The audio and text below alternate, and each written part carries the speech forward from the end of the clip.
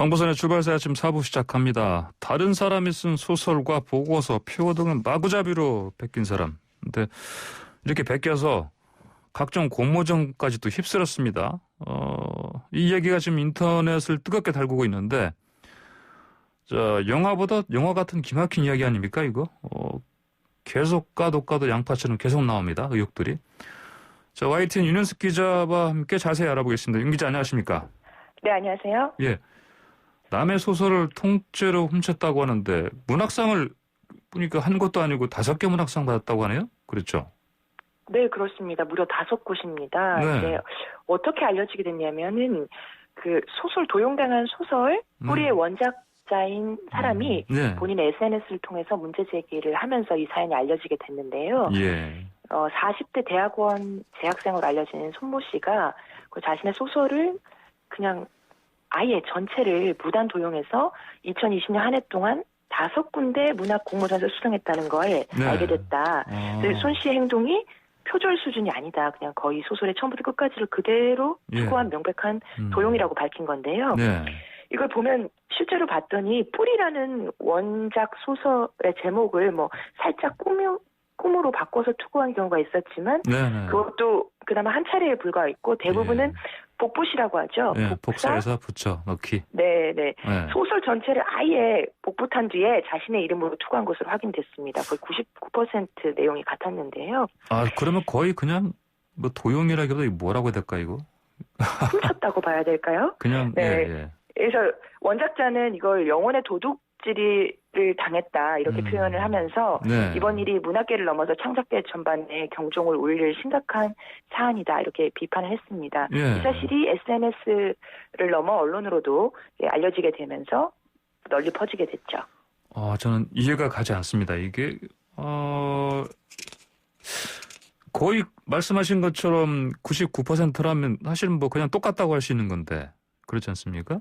근데 이제 그러면 상을 주최한 공모전 주최 측도 있지 않습니까? 네네네. 아니 이거를 심사하게 되면 기본적으로 심사위원들이 뭐 예심, 뭐 본심 다 거쳐서 하는 거 아니에요, 이게요? 네네네. 그리고 심사위원들 대부분이 문학판에서도 전문가들이고 작가들도 네네네네. 있고. 네네. 아니 근데 아무도 이거를 거론하지 못하고 상을 줬다는 게 이해가 가지 않아요? 어떤 입장들입니까 지금? 예. 네, 손 씨가 이제 받았던 공모전 주최 측은 뭐 지자체부터 문학지 등 다양한데요.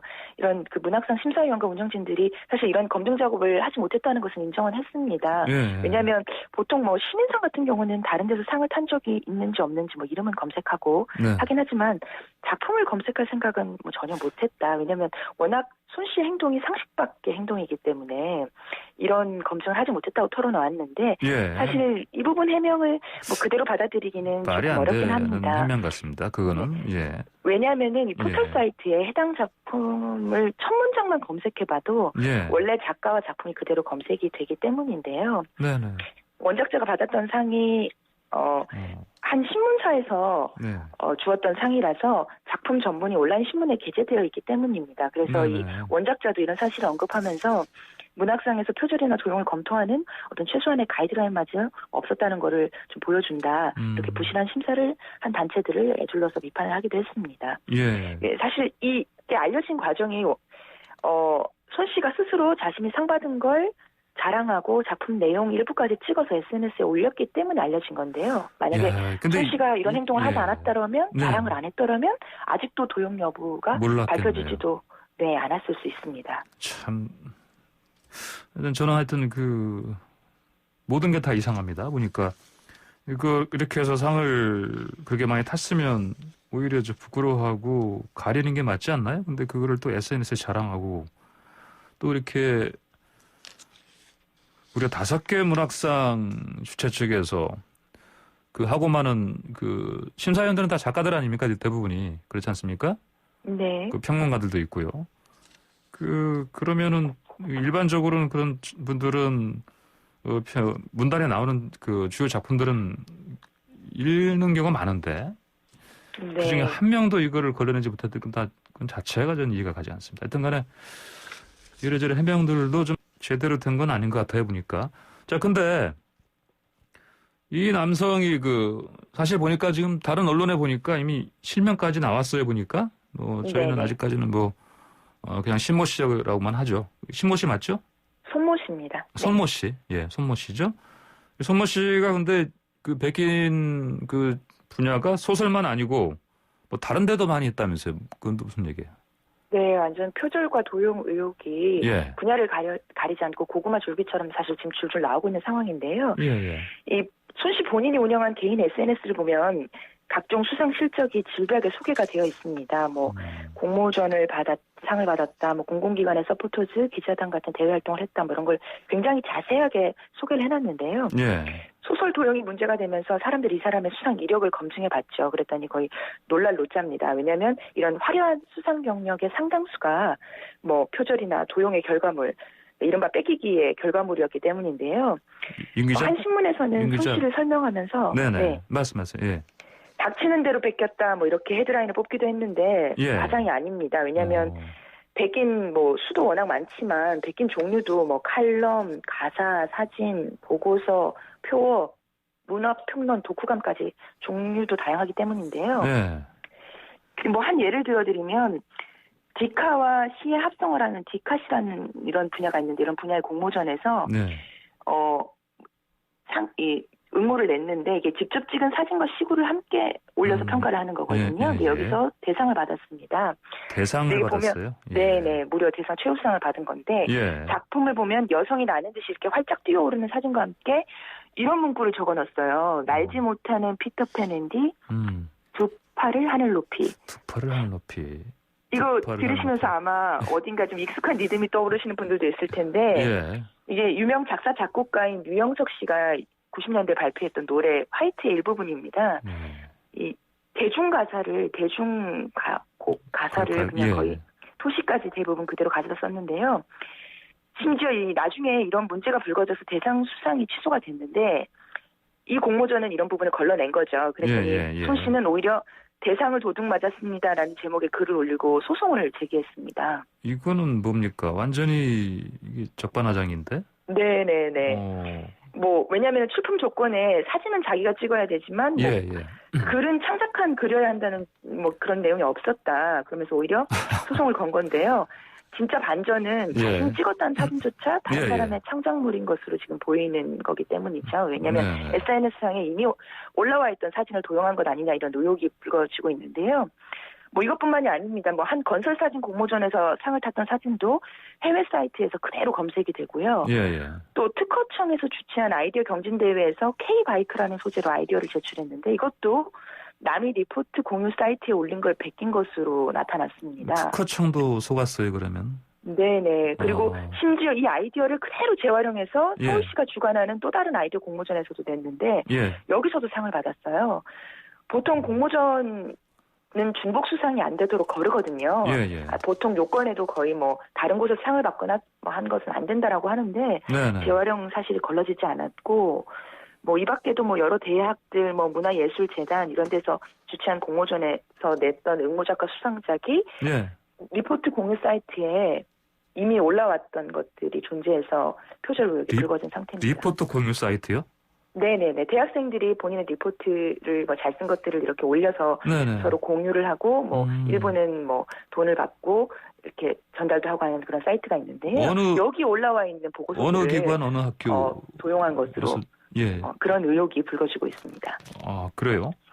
네네.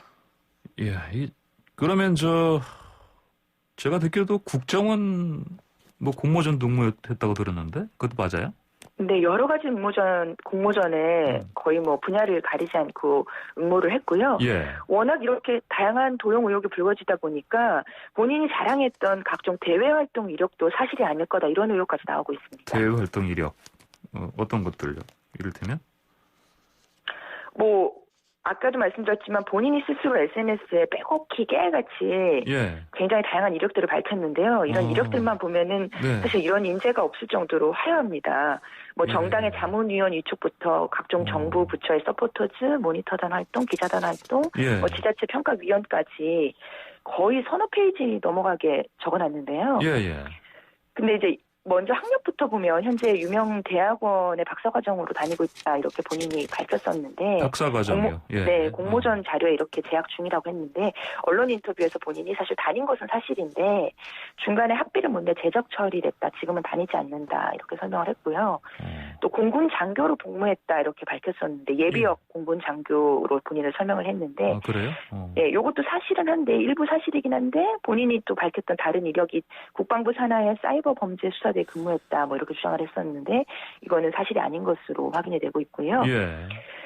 또 본인이 직접 위원 임명 사실과 사진을 공개했던 게 이제 국민의힘 중앙위원회 국방안보분과 활동이었는데 예. 이거 같은 경우는 위원으로 위촉됐던 건 사실이었고 손 씨 논란이 커지면서 정당 측에서 손 씨를 해임을 했습니다. 국민의힘 측에서 해임을 했군요. 결국은. 네네. 그러면은 참